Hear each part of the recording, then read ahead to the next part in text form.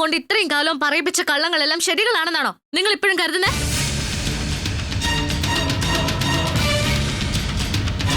ഈ കോടികളുടെ ബിസിനസ്സും വിദേശത്തുള്ള ഷിപ്മെന്റും ഓസ്ട്രേലിയയും ആഫ്രിക്കയും മൗറീഷ്യസും ഒക്കെ എന്തിനായിരുന്നു?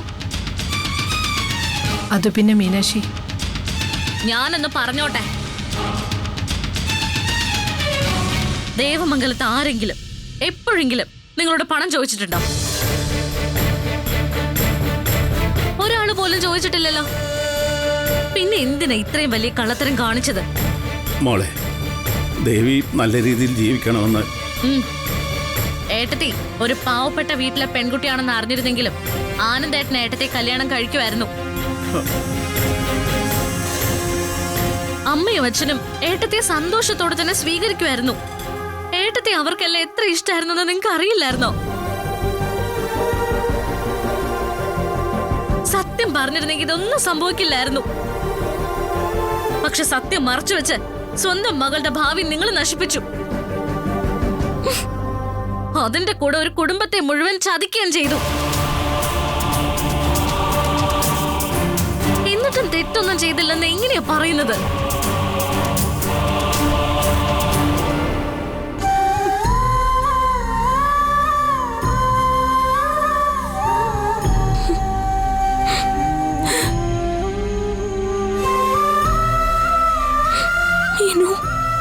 എടുത്തി വിഷമിക്കണ്ട.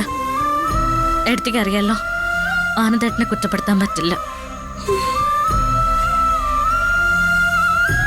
ഇപ്പോഴത്തെ അവസ്ഥയില് ആനന്ദേട്ടനോടൊന്നും നിർബന്ധിച്ച് പറയാനും പറ്റില്ല.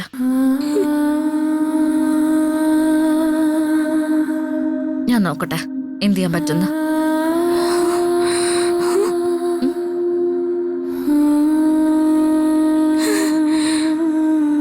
എന്തായാലും നിനക്കിവിടം വരെ വരാൻ തോന്നിയല്ലോ മോളെ. എടുത്തി എനിക്ക് പോയിട്ട് ഇത്തിരി അത്യാവശ്യമുണ്ട്.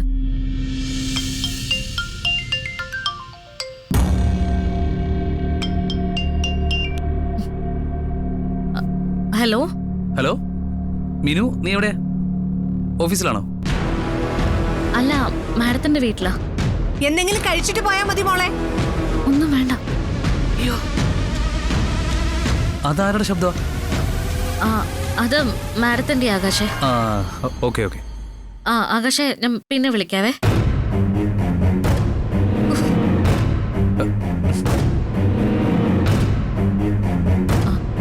എടുത്തി ഞാൻ ഇറങ്ങാണേ. ചിലപ്പോ ആകാശ് ഓഫീസിലേക്ക് വരാൻ സാധ്യതയുണ്ട്. എന്നെ അവിടെ കണ്ടില്ലെങ്കിൽ പിന്നെ അത് പ്രശ്നമാവും.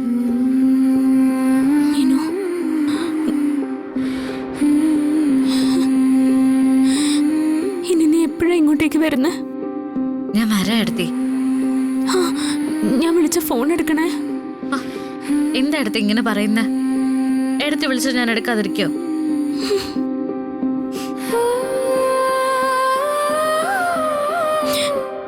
നിങ്ങൾ ആരും എന്നെ മറന്നു പോവല്ലേ മീനു?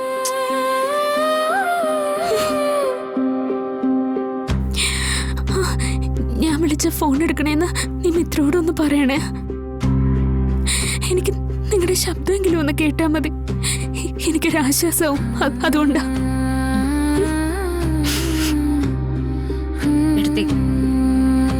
എടുത്തി സമാധാനമായിട്ടിരിക്കെ. ഞങ്ങളാരും എടുത്തിയെ മറക്കില്ല. ഞാൻ പോയിട്ട് വരാം എടുത്തി.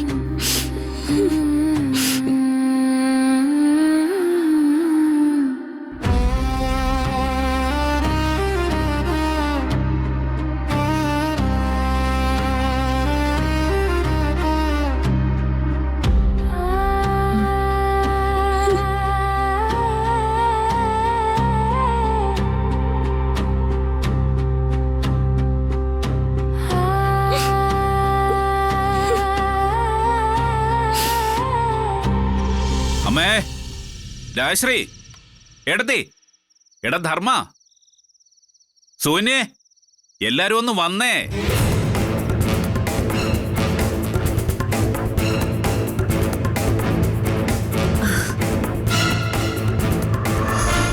അമ്മേ. എന്താടാ അച്യുതാ, കാര്യം പറ. ഒക്കെ പറയാം. ആദ്യം ലഡു ഒന്ന് കഴിച്ചേ. എന്താ കാര്യം?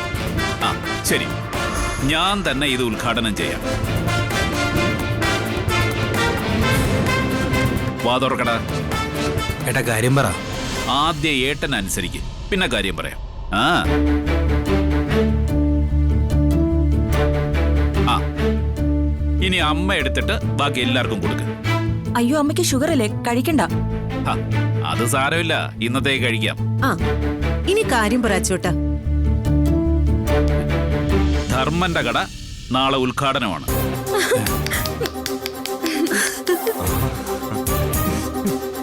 എന്താട്ടാ നാളെ കടയുടെ ഉദ്ഘാടനമാണെന്നോ? അതെ, എല്ലാം പെട്ടെന്നങ്ങ് തീരുമാനിച്ചു. നാളെ രാവിലെ 9 മണിക്ക് ഇന്ദിരാ സ്റ്റോറിന്റെ ഉദ്ഘാടനം. ഇന്ദിരാ സ്റ്റോറോ? അല്ല, അത് നമ്മൾ നേരത്തെ തീരുമാനിച്ചല്ലേ.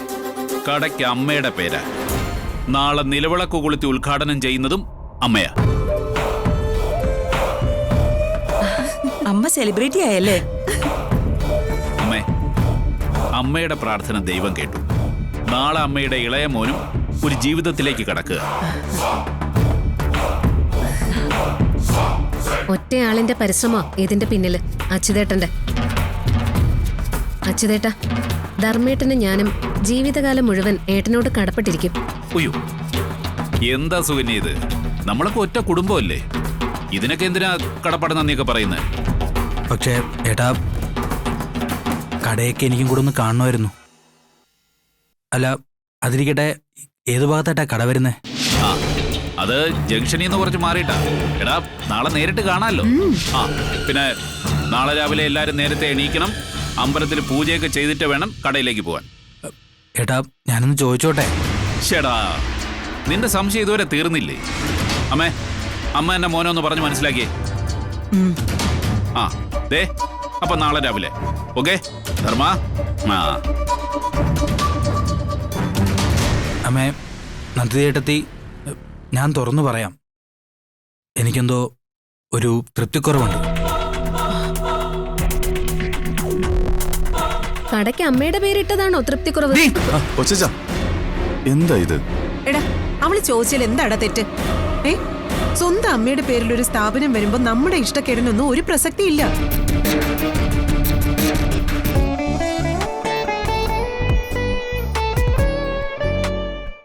എടാ, അവള് ചോദിച്ചാൽ എന്താടാ തെറ്റ്? സ്വന്തം അമ്മയുടെ പേരിൽ ഒരു സ്ഥാപനം വരുമ്പോ നമ്മുടെ ഇഷ്ടക്കേടിനൊന്നും ഒരു പ്രസക്തിയില്ല.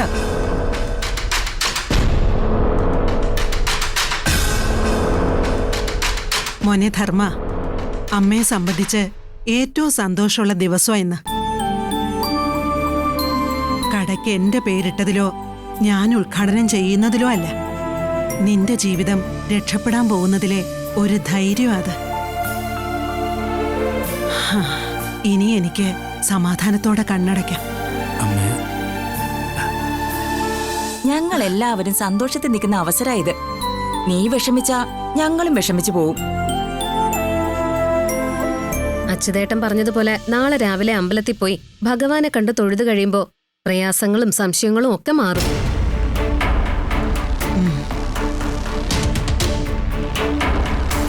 ആ, ഇനി കൂടുതൽ പറഞ്ഞ് അവനെ ബുദ്ധിമുട്ടിക്കണ്ട.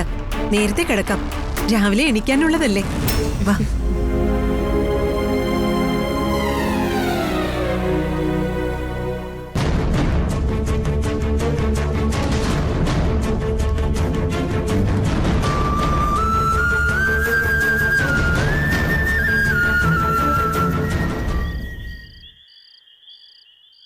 The political history of India spans from ancient empires and colonial rule to birth of a modern democracy.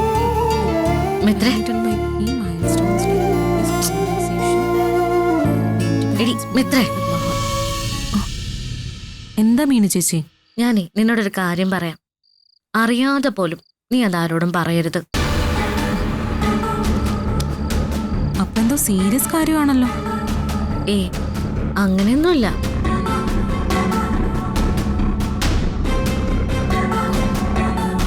എന്തോ ഉണ്ടല്ലോ. അല്ലെങ്കിൽ മീനു ചേച്ചി ഇങ്ങനെ ബിൽഡപ്പ് എടുത്തില്ല. കാര്യം പറ മീനു ചേച്ചി. ഞാനേ ഇന്ന് ദേവിയടത്തിയുടെ വീട്ടിൽ പോയിരുന്നു. ഏട്ടത്തിയെ കാണാനോ?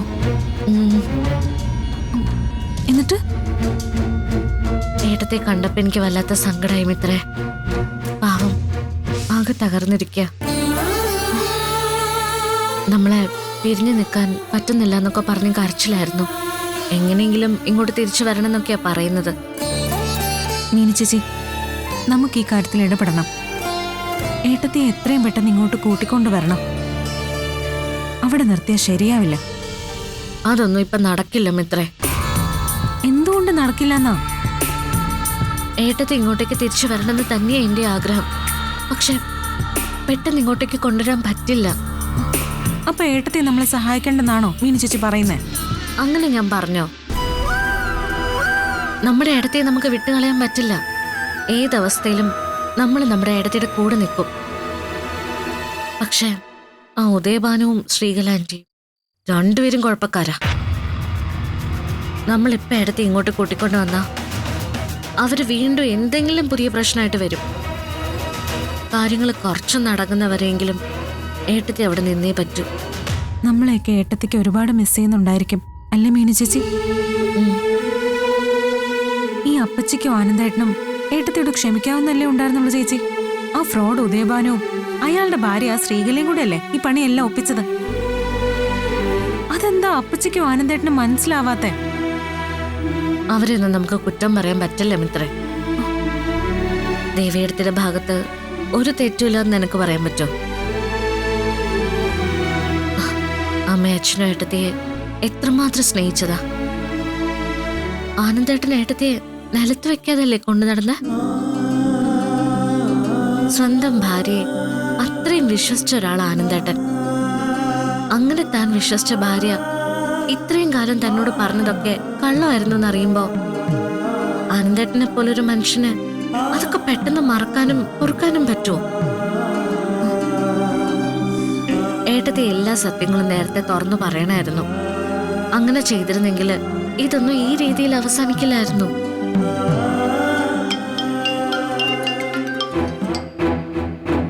ആരാ?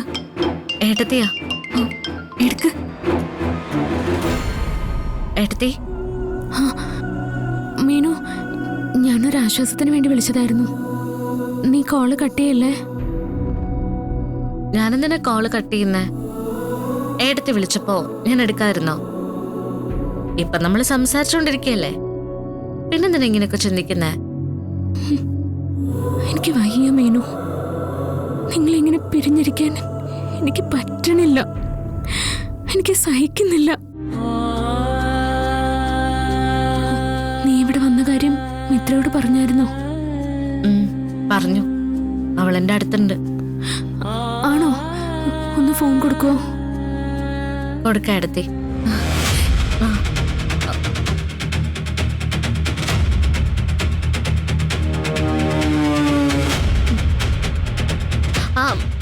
പിന്നെന്താ, അടുത്ത മാസമല്ലേ ബർത്ത്ഡേ?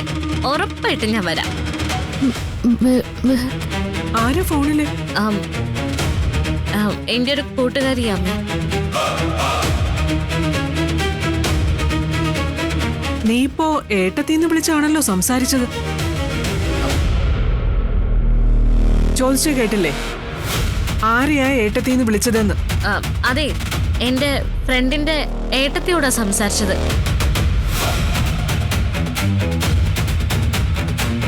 ആ ഏട്ടത്തിയുടെ ബർത്ത്ഡേ അടുത്ത മാസം.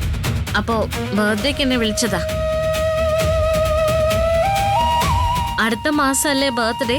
ഉറപ്പായിട്ടും വരാം ഏട്ടത്തി എന്ന് ഞാൻ പറയുന്നല്ലേ അമ്മ കേട്ടത്?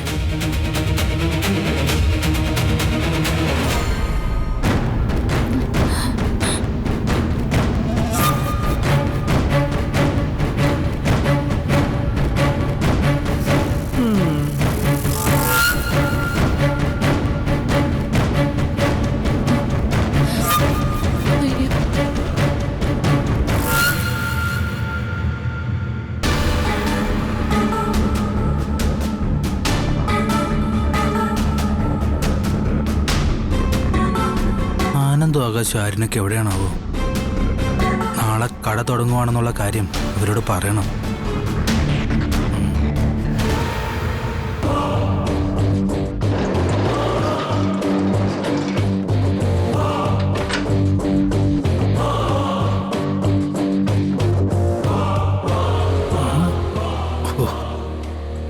കണ്ടില്ല.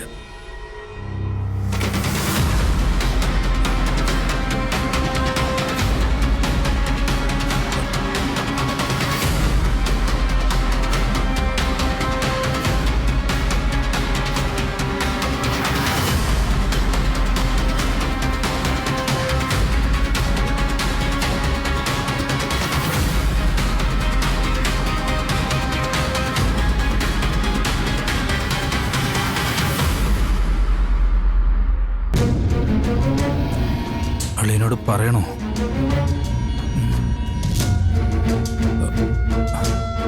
പറയാം. ധർമ്മ,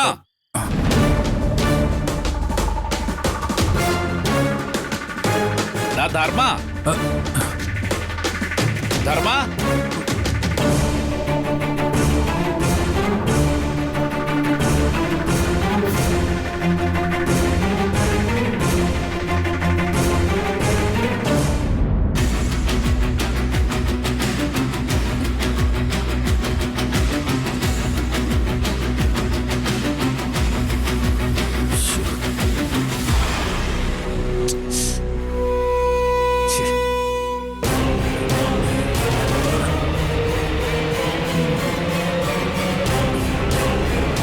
നീ എവിടെ പോയിരുന്നു?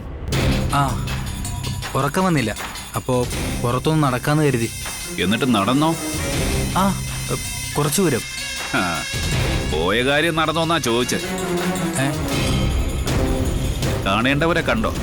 പറയേണ്ടതൊക്കെ പറഞ്ഞോ? അല്ല, എന്താട്ടാ? ധർമ്മ, ഞാൻ വെറും മണ്ടനാണെന്ന് നീ കരുതണ്ട. ദേവമംഗലത്തുകാരോട് കടയുടെ കാര്യം പറയാൻ വേണ്ടിയല്ലേ ഈ രാത്രി നീ പോയത്? ഏട്ടാ, അത് എടാ, നിന്നെ വിറ്റ കാശ് എൻ്റെ കയ്യിലുണ്ട്. അതുകൊണ്ട് തന്നെ എന്നോട് കള്ളം പറയാൻ നിൽക്കണ്ട. ഇങ്ങനൊരു ചടങ്ങടക്കുമ്പോ ഒന്ന് പറയെങ്കിലും വേണ്ട ഏട്ടാ.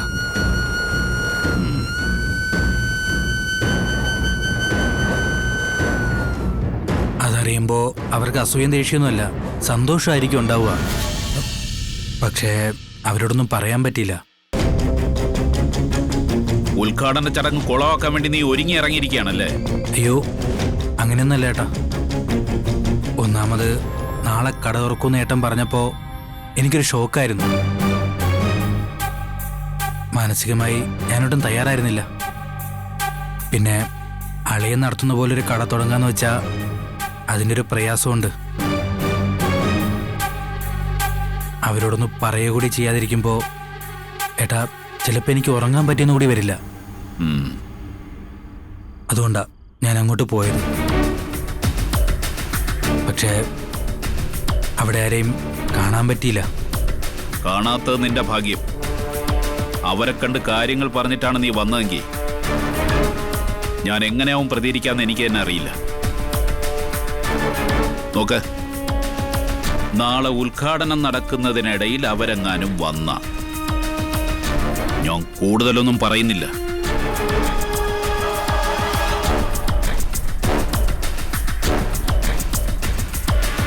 നിന്റെ മനസ്സിൽ ദേവമംഗലത്തിനൊരു സ്ഥാനം കാണുമായിരിക്കും. പക്ഷേ എന്നെ സംബന്ധിച്ചിടത്തോളം ജീവിതത്തിലെ ഏറ്റവും വലിയ ശത്രുക്കളാ അവര്. അവരുമായിട്ടൊരു വിട്ടുവീഴ്ച ചെയ്തിട്ട് ഈ കടയല്ല ജീവിതം തന്നെ എനിക്കില്ല. മനസ്സിലായല്ലോ? മനസ്സിലായോന്ന്?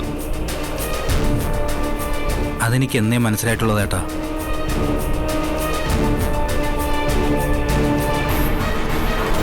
വേണ്ട വേണ്ട, നാളെ നല്ലൊരു ചടങ്ങ് നടക്കുമ്പോ അതിനിടെ വഴക്കൊന്നും വേണ്ട. ചെല്ല്, ചെല്ലടാ.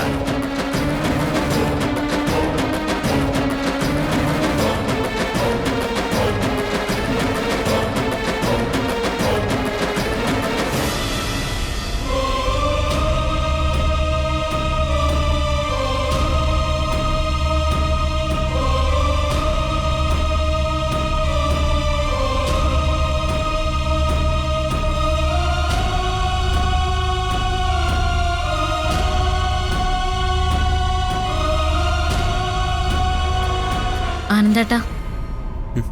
ആ മീനു, എന്താ മീനു? ഒന്നുമില്ല, ഞാൻ വെറുതെ. അല്ല, മീനുനെന്തോ പറയാനുണ്ടല്ലോ, പറഞ്ഞോ. ദേവിയെടുത്ത് എത്ര വേഗം ആനന്ദേട്ടന് മനസ്സിൽ നിന്ന് മായ്ച്ചു കളയാൻ പറ്റുമോ? നമ്മളെ ചതിച്ചൊരാളെ പിന്നെ മനസ്സിൽ പ്രതിഷ്ഠിക്കാൻ ആർക്കെങ്കിലും പറ്റുമോ മീനു? നമ്മൾ വിശ്വസിച്ച ഒരാള് നമ്മളെ ചതിച്ചു എന്നറിഞ്ഞ പിന്നെ പഴയതുപോലെ അവരെ വിശ്വസിക്കാൻ പറ്റുമോ?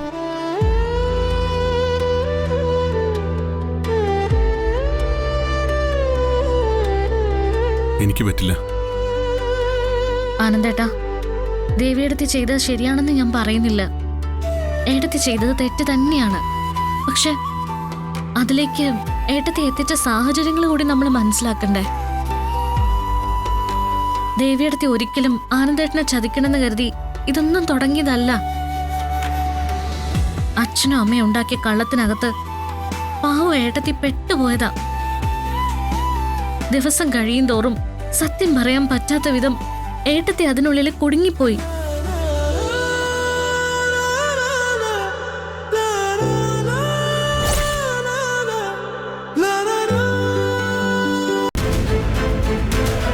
ഈ ഉദ്ഘാടനം ഒന്ന് കഴിയട്ടെ ധർമ്മേട്ട. ഞാൻ തന്നെ പോയി ദേവമംഗലത്ത് പറയാം, അത് പോരെ?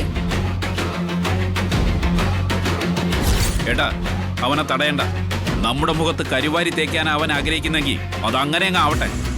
ധർമ്മേട്ടൻ വലിയ ന്യായം പറയുന്നു. അവരിങ്ങോട്ട് കാണിച്ചതൊക്കെ അങ്ങ് മറന്നുപോയോ? ഇത്രയും പോലും അകലം പാടില്ലെന്നേ ഞാൻ പറയൂ.